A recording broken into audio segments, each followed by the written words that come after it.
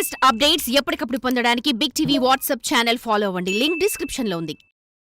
మాజీ మంత్రి రోజా వివాదాలతో ఇమేజ్ పెంచుకుంటున్నారా అంటే అవుననే సమాధానం వినిపిస్తుంది. గత ప్రభుత్వ హయాంలో కీలక శాఖకు ప్రాతినిధ్యం వహించిన ఆమె చుట్టూ అనేక వివాదాలు, విమర్శలు తిరుగుతున్నాయట. అయితే తాజాగా టీటీడీ టూరిజం శాఖకు కేటాయించిన ప్రత్యేక ప్రవేశ దర్శనం టికెట్లు రద్దు చేయడంతో గతంలో జరిగిన అక్రమాలు మరిన్ని బయటకొచ్చే అవకాశం ఉందనే వార్తలు గుప్పమంటున్నాయి. తన శాఖను మేడం ఎందుకు కంట్రోల్ చేయలేకపోయారన్న వాదనలు తెరపైకొస్తున్నాయి. ఈ బాగోదం ఎంతవరకు దారితీస్తుందోననే ఉత్కంఠ వైసీపీలో నెలకొందనే సమాచారం.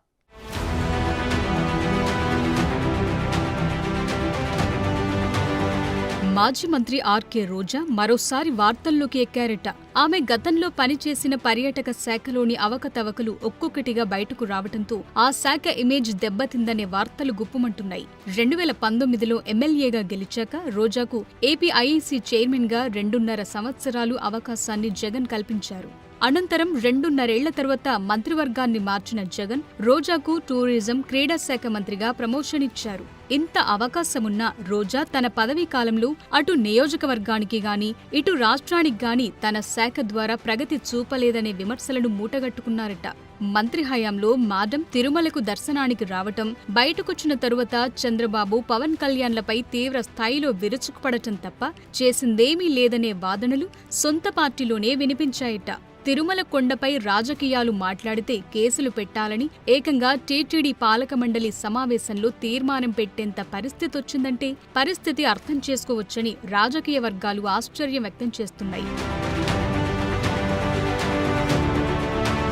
దీనికి తోడు ఆమె వ్యక్తిగత ఫోటోగ్రాఫర్ గొల్ల మండపం వద్ద శిలువ ధరించటమే కాకుండా దాన్ని ఆలయం ఎదుట ప్రదర్శించినా కనీసం దీన్ని ఖండించలేదనే ఆరోపణలున్నాయి. దీంతో పాటు టూరిజం శాఖ మంత్రిగా తిరుపతిలోని శ్రీవారి పాదాల చెంత టూరిజం కార్యాలయంలో క్రిస్మస్ వేడుకల్లో పాల్గొని వివాదాలకు కేంద్ర బిందువు అయ్యారని అపవాదును మూటగట్టుకున్నారని సొంత పార్టీలోనే చర్చ సాగిందిట. దీనికి తోడు ఆమె మంత్రిగా ఉన్న సమయంలో 7 కొండల కింద ముంతాజ్ అనే స్టార్ హోటల్ కు అనుమతులు మంజూరు చేసి మరో వివాదంలో ఇరుక్కున్నారట. అన్నింటికంటే మరో వివాదం ఆమెపై ఉందని పొలిటికల్ వర్గాల్లో చర్చ సాగుతుందట. తిరుమల శ్రీవారి దర్శనానికి సంబంధించి ఏపీ, తెలంగాణ, తమిళనాడు, కర్ణాటక రాష్ట్రాలకు చెందిన టూరిజం శాఖకు 300 రూపాయల ప్రత్యేక ప్రవేశ దర్శనం టికెట్లను ప్రతిరోజు 3,500 చొప్పున కేటాయించేవారట. ఎక్కువగా తమిళనాడు, కర్ణాటక భక్తులొచ్చేవారట. దీంతో ఏపీ టూరిజం అనేక అక్రమాలకు పాల్పడిందని విజిలెన్స్ రాష్ట్ర ప్రభుత్వానికిచ్చిన నివేదికలో బయటపడిందట. దీనిపై అప్రమత్తమైన నాటి టీటీడీ పాలక మండలి వాటిని పూర్తిగా రద్దు చేసిందట. మరోవైపు టూరిజం శాఖకు లీజ్ బస్సులు నడుస్తున్నాయి. ఇవి చాలా వరకు ఎక్కడా తిరగటం లేదని సమాచారం. కేవలం తిరుమల టికెట్లు బుక్ చేసి బస్సులు తిప్పినట్లు, దానికోసం అద్దెలు పెద్ద ఎత్తున చెల్లించినట్లు ఆరోపణలు వెల్లువెత్తాయి. మాజీ సీఎం జగన్ కు అత్యంత సన్నిహితుడిగా ఉన్న ధనుంజయ రెడ్డి బావమరిది గిరిధర్ రెడ్డి తిరుపతి జిల్లా టూరిజం శాఖ అధికారిగా ఉంటూ అనేక దందాలు సాగించారని ఆరోపణలున్నాయి. ఆర్టీసీ డిపో మేనేజర్ అయిన సదరు ఉద్యోగిని డిప్యూటేషన్పై టూరిజం శాఖ తీసుకొచ్చారట. ఆయనతో పాటు ఉమ్మడి చిత్తూరు, కడప జిల్లాల రీజియన్ అధికారిగా పుంగనూరు నియోజకవర్గానికి చెందిన ఎంపీడీఓను నియమించడంతో ఇద్దరు అడ్డగోలుగా దందాలు చేశారని అనేక ఫిర్యాదులున్నాయట.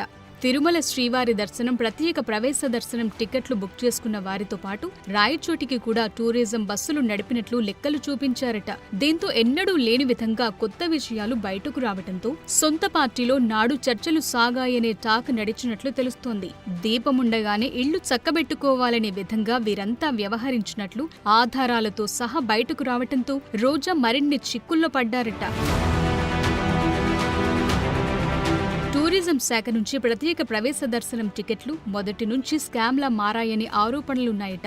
చివరికి ఆర్టీసీని కూడా ఇందులో భాగం చేశారని అపవాదుందట. రాష్ట్రంలోని వివిధ ప్రాంతాల నుంచి టికెట్లు బుక్ చేసుకున్న రికార్డులు క్రియేట్ చేసి అప్ అండ్ డౌన్ ఛార్జీలతో పాటు శ్రీవారి దర్శనం టికెట్ను ఇందులో కలిపారట. ఈ విధంగా టికెట్లు బుక్ చేసుకున్న వారు చాలా మంది స్వామివారి దర్శనానికి మాత్రమే వచ్చి బస్సుల్లో మాత్రం ప్రయాణం చేసేవారు కాదట. ఈ టికెట్లను టూరిజం సిబ్బంది ఆయా బస్సు డ్రైవర్, కండక్టర్లతో ముందుగానే అందించి పాత టికెట్ల రసీదులతో సొమ్ములు దోచుకున్నారనే వార్తలు కూడా గుప్పుమంటున్నాయి. ఈ విధంగా ఆర్టీసీ ఆదాయానికి గండి కొట్టినట్లు ఆరోపణలున్నాయట.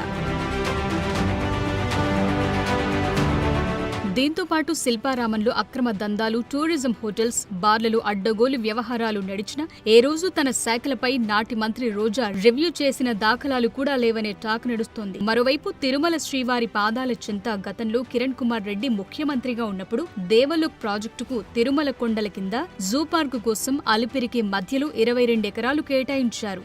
అయినా ప్రాజెక్టు నిర్వహణ ప్రారంభం కాలేదు. అప్పట్లో కిరణ్ కుమార్ రెడ్డి ఆధ్వర్యంలో జూ పార్కు సమీపంలో శంకుస్థాపన కూడా చేశారట. అయితే ఈ ప్రాంతంలో విలువైన ఎర్రచందనం చెట్లు నరికివేశారట. దేవలోక్ రాలేదు, స్టేడియం కట్టిందీ లేదు. తరువాత ఆ భూముల్లోని 7 ఎకరాలను ఏకంగా ముంతాజ్ పేరుతో హోటల్ నిర్మించడానికి అనుమతులిచ్చారట. దీంతో వివాదం కాస్త ముదురుపాకాన పడిందనేది రాజకీయ వర్గాల మాట. మొదట ఆ భూముల్ని ఒబెరాయ్ గ్రూప్ కిస్తున్నట్టు టూరిజం శాఖ వెల్లడించిందట. తరువాత ఆ ప్రాంతంలో ముంతాజ్ పేరుతో హోటల్ నిర్మాణం చేస్తూ బోర్డు పెట్టడంతో భక్తులు అవాక్కయ్యారట. ఆన్లైన్లో అప్పటి సీఎం శంకుస్థాపన కూడా చేసేశారట. అయితే స్టార్ హోటల్ పేరు ముంతాజ్ కావటం, అందులోనూ స్పా సెంటర్ తో పాటు bar and restaurant, non veg hotel అని తెలియటంతో స్వామివారి భక్తులతో పాటు హిందూ ధార్మిక సంఘాలు కూడా గళం విప్పాయట. అధికారం మారటంతో ముంతాజ్ హోటల్స్ పై తీవ్రమైన చర్చ సాగింది. అనంతరం ముంతాజ్ పేరు తొలగించి ట్రైడెంట్ పేరుతో హోటల్ నిర్మాణాన్ని ఒబెరాయ్ గ్రూప్ మొదలుపెట్టింది.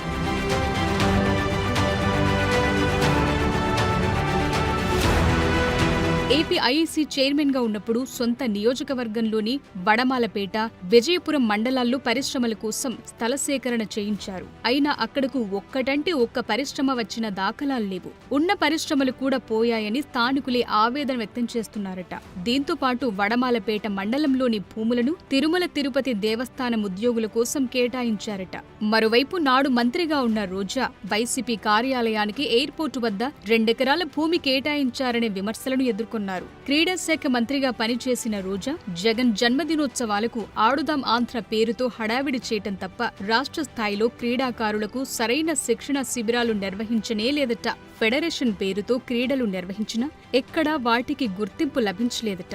చివరకు ఉన్నత చదువులకు కూడా ఇవి ఉపయోగపడలేదని చాలా మంది ఆవేదన వ్యక్తం చేస్తున్నారట. అటు శాఖ మీద పట్టు తెచ్చుకోలేకపోగా నోటెదురుసుతో పార్టీకి నష్టం చేకూర్చారని అటు పార్టీలోనూ చర్చ సాగుతుందట. భవిష్యత్తులో మరిన్ని వివాదాలు బయటకొస్తాయోనని పార్టీ వర్గాల్లోనే చర్చ సాగుతోందట.